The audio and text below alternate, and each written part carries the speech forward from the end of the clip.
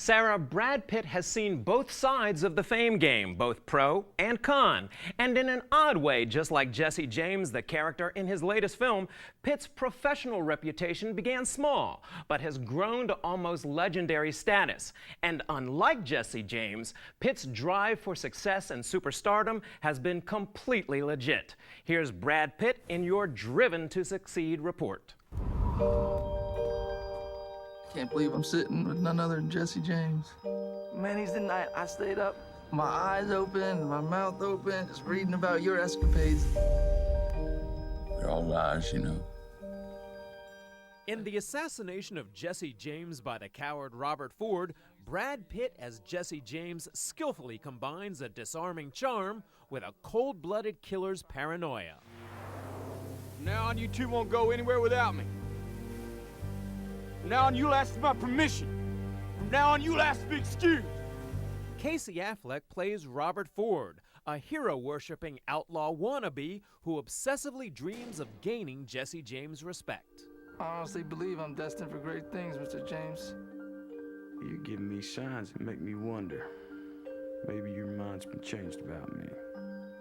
Brad, what I enjoyed most about this film is that it's not just a Western, but it's also a great character study in obsession and a lot of its consequences. Did it fulfill your vision for this film? Yeah, absolutely. That was always our conversation about what it would be, that it was more, that it would operate more as Greek tragedy than Western. And certainly what I got interested in was the demise of these two characters and their relationship with each other. Don't that nickel just shine, though? It's more than I could hope for. Well, I figure that granddaddy Colt of yours may blow into fragments next time you try to squeeze the trigger. I've been feeling cornered and just plain ornery as of late, and I'd be pleased if you'd accept that gun as my way of apologizing. What was the most important part about Bob Ford and Jesse James' relationship that you really wanted to come across on the screen? Well, there's a lot of elements to it. I mean, you're dealing with a hero and a sycophant in some way. I mean, in classic standards, and why did he keep him?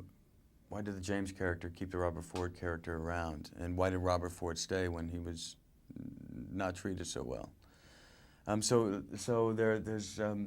It was really negotiating this kind of relationship between some kind of ego boost and some kind of needing to take his frustrations out on the kid needing to be there because of his need for validity through rubbing elbows with Jesse James, or his need for his own personal belief in fame. You think it's all made up, don't you? You think it's all yarns and newspaper stories. He's just a human being. It's that realization by Bob Ford that sets him on a path to take down his former hero. But Brad Pitt portrays James as someone whose guard isn't easily let down. When Jim says he got word that you're planning to kill him. Why would I do that? That's just talk, probably. That still don't explain why you're scared. Again, we're dealing with the last year of his life when I think there was a real growing sense of paranoia, a paranoia that would ultimately consume him, and a justified paranoia.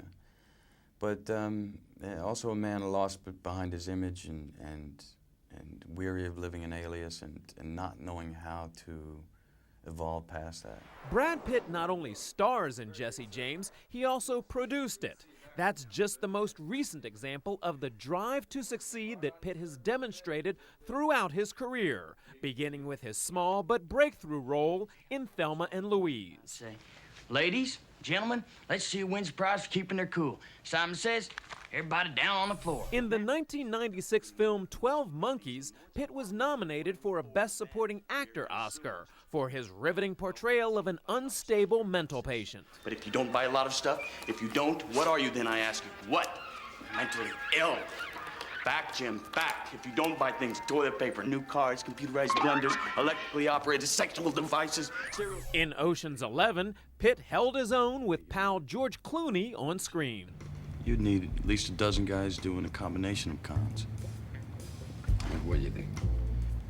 Off the top of my head, I'd say you're looking at a Boski, a Jim Brown, a Miss Daisy, 2 Jethros, and Leon Spinks. Not to mention the biggest Ella Fitzgerald ever.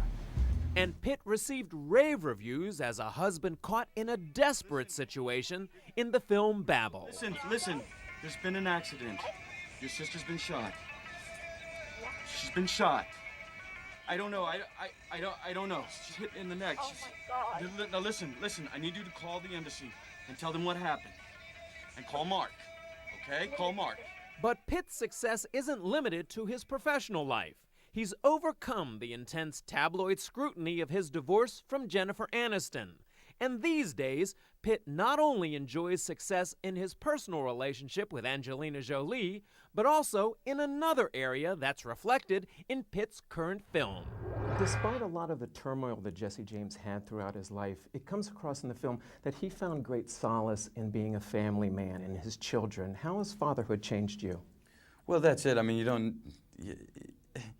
I heard it a million times, and you just don't know till you get in it. But it becomes the most important thing in your life, and everything else pales accordingly. And it definitely shows on your face. I can see that. Yeah, well, it's true.